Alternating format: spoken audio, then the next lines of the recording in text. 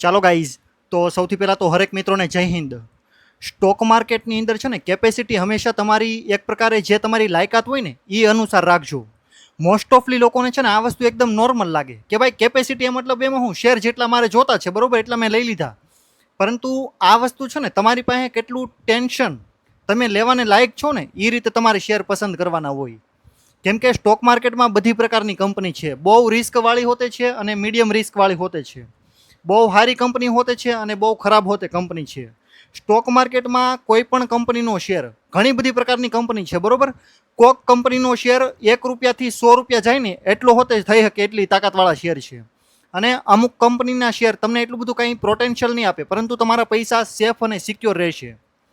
તો તમારે એટલીસ્ટ તમારી લાયકાત અનુસાર કંપનીના શેર અને જેટલી કેપેસિટી હોય ને એટલા જ શેર લેવાના. અગર તમે સ્ટોક માર્કેટની અંદર તમારી કેપેસિટીથી વધારે શેર લઈ લેવો ને તો તમારા ડિસિઝન મોસ્ટ ઓફલી છે ને એ કેપેસિટી અનુસાર આવશે. તમને એમ લાગશે કે ભાઈ કેપેસિટી અનુસાર નિર્ણય હું જ લઉં છું, પરંતુ હકીકતમાં તમે ઇમોશનલ રીતે કામ કરતા છો. સ્ટોક માર્કેટમાં સૌથી વધારે ખતરનાક જગ્યા હોય ને તો આવડ્યા લોકોને પોતાની કેપેસિટી ખબર ન હોય કે ભાઈ મારે કેટલા શેર લેવા. પછી બીજી વાત એ કે ભાઈ લોકો નુકસાન જોવાને લાયક ન હોય. લોકોને એમ થાય કે ભાઈ હું કાંઈ વાંધો મેનેજ કરી લઈ, એડજસ્ટ કરી લઈ.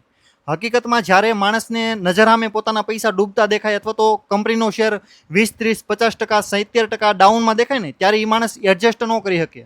એને લાગે ખરા કે ભાઈ હું એડજસ્ટ કરી લઈ, પરંતુ પછી એડજસ્ટ થાય નહીં. એટલા માટે તમને મોસ્ટ ઓફલી કહેવામાં આવે કે ભાઈ તમે એક પ્રકારે તમારી કેપેસિટી પહેલાં જાણો કે ભાઈ તમે સ્ટોક માર્કેટમાં ગમે એટલા રૂપિયા લગાડો છો ને, શું તમે એ રૂપિયા લગાડો તો પછી કાલે ઉઠીને તમને શાંતિથી નીંદર આવી જાય?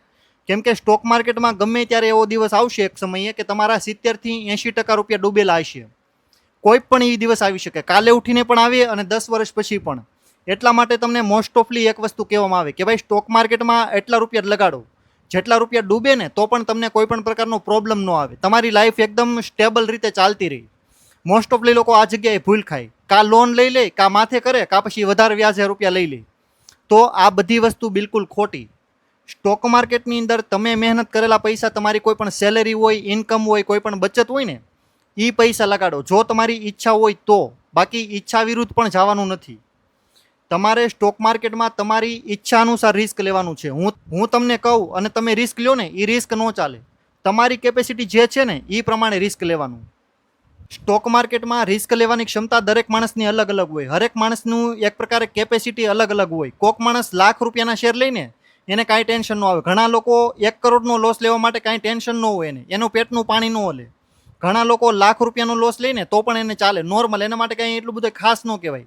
અને ઘણા બધા મિડલ ક્લાસ લોકો એવા છે કે ભાઈ જે નોકરીમાંથી ઇન્વેસ્ટમેન્ટ કરે અને એ લોકો પોતાના 10,000 રૂપિયા ડૂબે ને એ વસ્તુ પણ જોઈ ન શકે અને દિવસમાં 10-12 વાર કંપનીનો શેર જોવે કે ભાઈ ક્યાં પૂગ્યો. હકીકતમાં આ વસ્તુ છે ને ટ્રેડિંગ કહેવાય, આને ઇન્વેસ્ટમેન્ટ ન કહેવાય. ઇન્વેસ્ટમેન્ટ મીન્સ કે તમારે જોવું ન પડે. અમુક મહિને 1 વાર 2 વાર જોવો તો ચાલે, પરંતુ દિવસમાં 3 વાર તમે ખોલીને જોવો ને તો પછી તમારું પેશન્સ ચાલે નહીં ઇન્વેસ્ટમેન્ટમાં. તો તમારી કેપેસિટી અને તમારું પેશન્સ આ બંને વસ્તુ ઊભી કરો. આની વગર બધું ખોટું પડે. અને સ્ટોક માર્કેટમાં લોસ લેવા માટે હંમેશા તૈયાર રહ્યો. જ્યાં સુધી તમે લોસ માટે તૈયાર નહીં રહ્યો ત્યાં સુધી પ્રોફિટ તમે ન કમાઈ શકો. સ્ટોક માર્કેટમાં જેટલો પ્રોફિટ કમાય ને એની સામે તમારે લોસ લેવા માટે તૈયાર રહેવું પડે, ત્યારે તમને એટલા રૂપિયા મળે.